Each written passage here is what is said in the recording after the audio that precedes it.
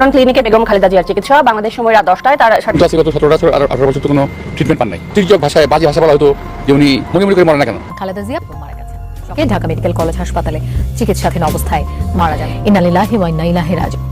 পাশাপাশি আমরা এটাও বলবো, আমাদের নেতাকর্মী, দলের নেতাকর্মী, দেশবাসী প্রিয় নেত্রীর এই মৃত্যু এই বাদে তারা সবাই সংযত থাকবেন এবং সে ব্যাপারে তারা আল্লাহর কাছে দোয়া করবেন। সত্য বিষয়গুলি আমরা এখনো নিশ্চিত না, এগুলো আমাদের হাতে আগে এসে পড়ুক, আসার পরে নিশ্চয়ই দলের পক্ষ থেকে একটা স্টেটমেন্ট দেওয়া হবে।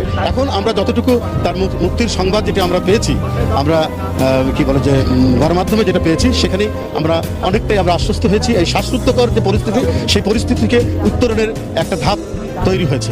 উনি যে অবহেলিত বা অবহেলায় উনি মারা গেছেন সেটা সত্যি, এটা বলতেই হবে। জানি না আমাদের নেত্রী কি হবে। আসুন আপনাদেরকে ধন্যবাদ জানাই, মানুষকে জন্য আসুন আমরা সবাই মিলে দোয়া করি। বিএনপি চেয়ারপারসন খালেদা জিয়াকে রাজধানীর এভার কেয়ার হাসপাতালে নিবিড় পর্যবেক্ষণে রাখা হয়েছে। সোমবার রাতে চিকিৎসকের একটি সূত্র জানিয়েছে, খালেদা জিয়ার হৃদযন্ত্র ও ফুসফুসের সংক্রমণ বেড়ে যাওয়ায় শ্বাসকষ্ট তীব্র আকার ধারণ করেছে। এই অবস্থায় চিকিৎসকরা তাকে শারীরিক অবস্থার অবনতি হওয়ায় হাসপাতালের নিবিড় পরিচর্যা কেন্দ্রে নেওয়া হয়েছে বিএনপি চেয়ারপারসন ও সাবেক প্রধানমন্ত্রী বেগম খালেদা জিয়াকে। হার্ট ও ফুসফুসের সমস্যা নিয়ে রাজধানীর এভার কেয়ার হাসপাতালে চিকিৎসাধীন খালেদা জিয়াকে বাংলাদেশ জাতীয়তাবাদী দল বিএনপির চেয়ারপারসন বেগম খালেদা জিয়া মারা গিয়েছেন। ইন্না লিল্লাহ। এইমাত্র মারা গেলেন সাবেক প্রধানমন্ত্রী বেগম খালেদা জিয়া। এটা কি সত্যি নাকি গুজব? আপনারা কিন্তু এই ভিডিওটা শেষ পর্যন্ত দেখলে বুঝতে পারবেন। তাই আর কথা বলবো না, আপনাদেরকে কিন্তু সেই কাঙ্ক্ষিত ভিডিওটার দিকে নিয়ে যাবো। তার আগে একটা ছোট্ট রিকোয়েস্ট করে থাকবো, আপনি যদি এই চ্যানেলে এখনো নতুন হয়ে থাকেন তাহলে অবশ্যই চ্যানেলটাকে সাবস্ক্রাইব করে আমাদের সাথে থাকবেন, যাতে করে এমন নতুন নতুন আপডেট নিউজ সবার আগে আপনাদের হাতে পৌঁছে দিতে পারি। তাহলে চলুন ভিডিওটি না টেনে সম্পূর্ণ দেখতে থাকে। লন্ডন ক্লিনিকে বেগম খালেদা জিয়ার চিকিৎসা বাংলাদেশ সময় রাত 10টায়। তার গত 17 বছর আর 18 বছর তো কোনো ট্রিটমেন্ট পান নাই। তির্যক ভাষায় বাজে ভাষা বলা হতো যে উনি মনে মনে করে মরে না কেন। খালেদা জিয়া মারা গেছেন। ঢাকা মেডিকেল কলেজ হাসপাতালে চিকিৎসাধীন অবস্থায় মারা যান। ইন্না লিল্লাহি ওয়া ইন্না ইলাইহি রাজিউন। পাশাপাশি আমরা এটাও বলবো, আমাদের নেতাকর্মী, দলের নেতাকর্মী, দেশবাসী প্রিয় নেত্রীর এই মৃত্যু এই বাদে তারা সবাই সংযত থাকবেন এবং সে ব্যাপারে তারা আল্লাহর কাছে দোয়া করবেন। সত্য বিষয়গুলি আমরা এখনো নিশ্চিত না, এগুলো আমাদের হাতে আগে এসে পড়ুক, আসার পরে নিশ্চয়ই দলের পক্ষ থেকে একটা স্টেটমেন্ট দেওয়া হবে। এখন আমরা যতটুকু তার মুক্তির সংবাদ যেটা আমরা পেয়েছি, আমরা কি বলে যে গণমাধ্যমে যেটা পেয়েছি, সেখানে আমরা অনেকটাই আমরা আশ্বস্ত হয়েছি। এই শ্বাসরুদ্ধকর যে পরিস্থিতি, সেই পরিস্থিতি থেকে উত্তরণের একটা ধাপ তৈরি হয়েছে। উনি যে অবহেলিত বা অবহেলায় উনি মারা গেছেন সেটা সত্যি, এটা বলতেই হবে। জানি না আমাদের নেত্রী কি হবে। আসুন আপনাদেরকে ধন্যবাদ জানাই, মানুষকে জন্য আসুন আমরা সবাই মিলে দোয়া করি। বিএনপি চেয়ারপারসন খালেদা জিয়াকে রাজধানীর এভার কেয়ার হাসপাতালে নিবিড় পর্যবেক্ষণে রাখা হয়েছে। সোমবার রাতে চিকিৎসকের একটি সূত্র জানিয়েছে, খালেদা জিয়ার হৃদযন্ত্র ও ফুসফুসের সংক্রমণ বেড়ে যাওয়ায় শ্বাসকষ্ট তীব্র আকার ধারণ করেছে। এই অবস্থায় চিকিৎসকরা তাকে শারীরিক অবস্থার অবনতি হওয়ায় হাসপাতালের নিবিড় পরিচর্যা কেন্দ্রে নেওয়া হয়েছে বিএনপি চেয়ারপারসন ও সাবেক প্রধানমন্ত্রী বেগম খালেদা জিয়াকে। হার্ট ও ফুসফুসের সমস্যা নিয়ে রাজধানীর এভার কেয়ার হাসপাতালে চিকিৎসাধীন খালেদা জিয়াকে বাংলাদেশ জাতীয়তাবাদী দল বিএনপির চেয়ারপারসন বেগম খালেদা জিয়া মারা গিয়েছেন। কয়েকদিন আগে আমি বলেছিলাম যে শেখ হাসিনাকে, আমি বরাবরই বলছি, শেখ হাসিনাকে ভারতবর্ষ কোনো দিনই ফেরত দেবে না। এবং এই যে চিঠি দেওয়ার কথা বলা হচ্ছে, এই চিঠির ব্যাপারে গতবারে প্রাপ্তি স্বীকার করা হয়েছিল, এবারে প্রাপ্তি স্বীকার করবে কিনা সে বিষয়েও যথেষ্ট সন্দেহ আছে। তা আমি যেটা বলেছিলাম, আমি সাধারণত খবর নিয়ে ভেতরের খবরটা আমি আগাম বলি, তাই হয়তো আপনারা মেলাতে পারেন না বলে আমাকে বিভিন্ন নামে টেকে দেন। যাই হোক, এখন আমাদের কাগজে একটা খবর বেরিয়েছে, খতিয়ে দেখা হবে আইনি দিক, হাসিনা ফেরতের চিঠিতে হেলদোল নেই ভারতের। এই দেখুন,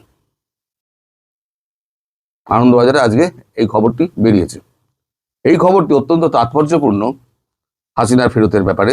আমি খবরটা আপনাদের পড়ে শোনাচ্ছি। নয়াদিল্লি 24 নভেম্বর।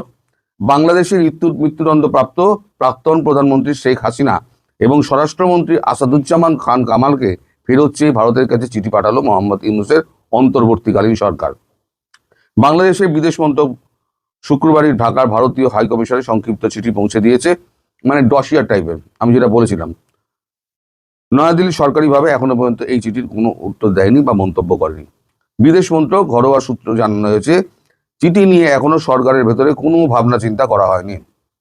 গণতান্ত্রিকভাবে জিতে না আসা কোনো অন্তর্বর্তীকালীন সরকার অন্য রাষ্ট্রের নির্বাচিত সরকারের কাছে কোনো রাজনৈতিক ব্যক্তির প্রত্যর্পণ চাইলে তার আইনগত দিকগুলো খতিয়ে দেখা প্রয়োজন, এমনটাই অবস্থান সাউথ ব্লকের। মানে আইনি দিক খতিয়ে দেখা হবে, কারণ ওটা হচ্ছে অবৈধ সরকার, অগণতান্ত্রিক, আর গণতান্ত্রিক সরকারের কাছে চাইতে আদৌ পারে কিনা সেটা আইনি দিকটা খতিয়ে দেখা হবে। ফলে এখনই বাংলাদেশের চিঠির জবাব দেওয়ার জন্য তোড়জোড় করা হচ্ছে না বলেই কূটনৈতিক সূত্রের খবর। কবে খবর দেওয়া হবে এ নিয়েও কোনো স্পষ্ট পদক্ষেপ উল্লেখ করা হচ্ছে না। এর আগে বাংলাদেশ কূটনৈতিক বার্তা পাঠিয়েছিল, যদিও ভারত সরকারের তরফে কেবল প্রাপ্তি স্বীকার করা হয়েছিল, সিদ্ধান্তের বিষয় প্রকাশ্যে তা কিছু জানানো হয়নি। এবারে তাও জানাবে কিনা সে নিয়ে সন্দেহ আছে। এই আবহে গতকাল সন্ধ্যায় সাংবাদিকদের মুখোমুখি হয়ে বাংলাদেশের বিদেশ উপদেষ্টা মোহাম্মদ তৌহিদ হোসেন বলেছেন, শেখ হাসিনা ও আসাদুজ্জামান খান কামালকে ফেরত চেয়ে ভারতের কাছে চিঠি পাঠানো হয়েছে। তিনি বলেন, আমরা শুক্রবার চিঠি পাঠিয়েছি, এটি দ্বিতীয় অনুরোধ। গত বছরের ডিসেম্বরে বিদেশ মন্ত্রক ভারতের বিদেশ মন্ত্রককে চিঠি পাঠানোর জন্য একটি ফেরত পাঠানোর যে চিঠি পাঠিয়েছিল, তার কোনো জবাব পাওয়া যায়নি। ভারত এবং বাংলাদেশের মধ্যে বন্দি প্রত্যর্পণ চুক্তি রয়েছে। হাসিনার জামানাতে এই চুক্তি স্বাক্ষরিত হয়। ওই চুক্তি অনুযায়ী আদালতের রায়ে প্রত্যর্পণ করানোর মতো অপরাধ থাকলে সংশ্লিষ্ট ব্যক্তিকে এক দেশ অন্য দেশের হাতে তুলে দেবে, ওই চুক্তিতে বলা ছিল। তবে এক্ষেত্রে কিছু নিয়মও রয়েছে। চুক্তিতে স্পষ্টভাবে বলা হয়েছে, অপরাধটির চরিত্র যদি রাজনৈতিক হয় তাহলে প্রত্যর্পণ করা হবে না। পাশাপাশি খুন, গুম করা এবং অত্যাচার, মানে যেগুলো হাসিনার ক্ষেত্রে ব্যবহার করা হয়েছে, খুন, গুম, অত্যাচার, এইগুলো হাসিনা যেগুলো অভিযুক্ত আছেন রাজনৈতিক অপরাধের তালিকায় রাখা হবে না বলে ওই চুক্তিতে বলা হয়েছে। মানে এই যে খুন, গুম, এই যে সমস্ত অত্যাচার যেগুলো আছে সেগুলো ওই চুক্তির মধ্যে নেই। ফলে এই চুক্তিতে যদি ওই গুম, খুন, হ্যান ত্যান এই সমস্ত অভিযোগ তুলে যদি প্রত্যর্পণ চাওয়া হয় তাহলে ওই চুক্তি অনুযায়ী প্রত্যর্পণ ঘটবে না। এবার সবথেকে গুরুত্বপূর্ণ অংশটা শুনুন। চুক্তির সবচেয়ে গুরুত্বপূর্ণ দিক হলো, যেখানে স্পষ্টভাবে বলা হয়েছে, বিচারের নেপথ্যে যদি সৎ কোনো উদ্দেশ্য না থাকে তাহলে ভারত বা বাংলাদেশ সংশ্লিষ্ট ব্যক্তিকে প্রত্যর্পণ করবে না। আমার পরিষ্কার হয়ে গেল। প্রথম কথা, ওই চুক্তির খেলাপ হচ্ছে, গুম, খুম, অত্যাচার ওই চুক্তির মধ্যে নেই। এইগুলো থাকলে পরে হস্তান্তর করা হবে না, মানে ওই চুক্তি অনুযায়ী হস্তান্তর করা হবে না যদি অভিযোগ থাকে। আর রাজনৈতিক উদ্দেশ্য প্রণোদিত যদি কোনো থাকে, উদ্দেশ্য থাকে, তাহলেও কোনো অপরাধীকে না বাংলাদেশ দেবে না ভারত দেবে। শেখ হাসিনার আমলে এই চুক্তি হয়েছিল, সেই চুক্তি বলেই এরা এখন খুব নাচানাচি করছে। এখন এটা পরিষ্কার হলো, সরকারিভাবে জানিয়ে দেওয়া হয়েছে, খবরের কাগজে বেরিয়ে গেছে, সুতরাং আমার কথার উপর আর বিশ্বাস অবিশ্বাসের প্রশ্ন নেই। এবার আমি আর একটা আপনাদের কথা বলি। আমি কিছুদিন আগে একটা খবর বলেছিলাম, আপনাদের একটা পোস্ট দিয়েছিলাম যে আপনাকে মোহাম্মদ ইউনুসকে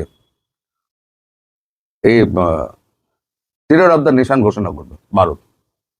ভারত সেটা করছে না এই কারণে, ভারতবর্ষ চাইছে বাংলাদেশের প্রধান মন্ত্রী যিনি বর্তমানে আছেন বাংলাদেশে এক্সট্রাডিশনে, তিনি আইসিডিতে মামলা করুন, যাতে অপরাধী ইউনুসকে এক্সট্রাডাইট করে বাংলাদেশ থেকে প্রধানমন্ত্রী এখানে পাঠানো হয় ভারতে। অর্থাৎ এখানে ভারতের বিরুদ্ধে মামলা একটা করা হচ্ছে ইউনুসের নামে। ওখানেও মামলা রয়েছে, ওই চুরি, কর ফাঁকি, হ্যান ত্যান এই সমস্ত মামলা ওখানেও রয়েছে। ফলে ওইখানে একটা মামলা, বাংলাদেশে একটা মামলা, ভারতের ওপরে, রাষ্ট্রের ওপরে আঘাত হানার পরিকল্পনা এবং চক্রান্ত, তার একটা মামলা করা হচ্ছে ইউনুসের নামে। তাহলে কি হলো, দু দেশেই মামলাটা হলো, এখানে কোনো খুন টুনের ব্যাপার নেই। তখন ভারত আইসিটিতে গিয়ে, ইন্টারন্যাশনাল ক্রাইম ট্রাইব্যুনালে গিয়ে এইবার বলবে ইউনুসের এক্সট্রাডিশন আমরা চাই। সেখানে কে চাইবেন? বাংলাদেশের প্রধানমন্ত্রী শেখ হাসিনা। এখন শেখ হাসিনা যে প্রধানমন্ত্রী নেই সেটা এখন ইউনুস সরকার প্রমাণ করুক যে উনি তো বৈধ প্রধানমন্ত্রী না, আমরা বৈধ সরকার, সেটা যেমন প্রমাণ করতে হবে। উনি প্রধানমন্ত্রী নেই শেখ হাসিনা, সেটাও প্রমাণ করতে হবে। ফলে এখন ইউনুসের অবস্থা কিন্তু খুব খারাপ। আমি বলেছি না, ওকে হাগিয়ে মুতিয়ে ছেড়ে দেবে। ওই আমাদের একটা চালু কথা আছে, ঘুটে পড়ে গোবর হাসে এদিন সবারই আসে। আজকে গোবর হাসছে, তুই ঘুটে হয়ে পুড়ছিস, তো একদিন যে গোবর ঘুটে হয়ে পুড়বে সেটা বুঝতে পারছে না। যে এক্সট্রাডিশনে খেলা মোহাম্মদ ইউনুস খেলছেন, সেই এক্সট্রাডিশন খুব তাড়াতাড়ি তারই হবে। অবশ্য তার আগে যদি এই সমস্ত হয়ে যায়, কারণ ভারত পাকিস্তান এমন একটা জায়গায় পৌঁছে গিয়েছে, যে কোনো দিন যুদ্ধটা শুরু হতে পারে, যে কোনো দিন। আজকে রাত্রিও হতে পারে, কালকেও হতে পারে, যে কোনো দিন হতে পারে। আর ওখানে শুরু হওয়ার 12-14 ঘন্টা বাদে বাংলাদেশে হবে। আমি কিন্তু বরাবর বলে আসছি এটা।